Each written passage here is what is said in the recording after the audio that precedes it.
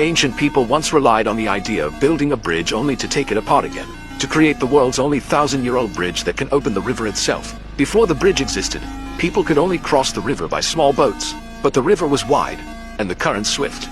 Travel was slow and extremely dangerous. So ingenious builders gathered dozens of small boats, lined them up side by side between the two banks, and lashed them tightly together with ropes, creating a pontoon bridge. However, the raging current often tore the pontoon bridge apart. To stabilize it, a massive stone pier, about 17 meters long and wide, was built in the middle of the river to shorten the span and improve stability.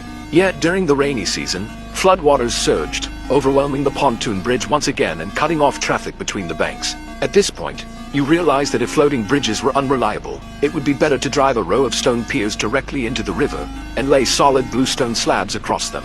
This allowed people to cross smoothly, but over time, relentless water erosion scoured away the sediment around the piers, causing them to tilt or even collapse. To build sturdier piers, you first laid a thick level layer of granite blocks along the riverbed in the direction of the current, forming a solid foundation. This reinforced the riverbed and prevented sediment loss. Then carefully cut stone blocks were stacked in an interlocking pattern atop the base, completing the piers. Later, you discovered that square piers had a broad upstream face, obstructing water flow and making them vulnerable to collapse. To solve this, you added boat-shaped cutwaters in front of each pier, splitting the current and greatly reducing water impact. Next came the bridge deck. Ordinary stone slabs were too thin, weak in load-bearing capacity and easily damaged by floods, so you devised a bold solution. From nearby mountains you sourced dozens of massive stone beams, each weighing around 30 tons. These beams were placed horizontally on boats and, during the rainy season when water levels were high, floated into position.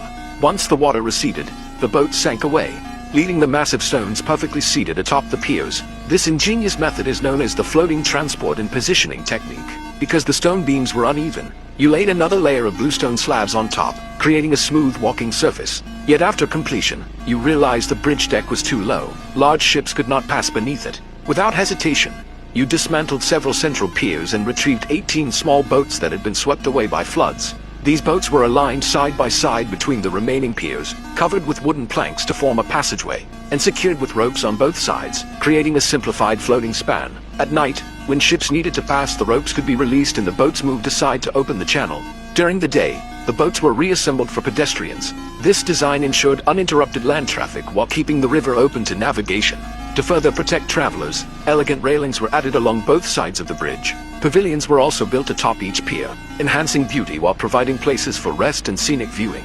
And thus, congratulations, you have invented Guangji Bridge. Together with Jiaozhou Bridge, Luoyang Bridge and Lugu Bridge, it is known as one of China's 4 great ancient bridges.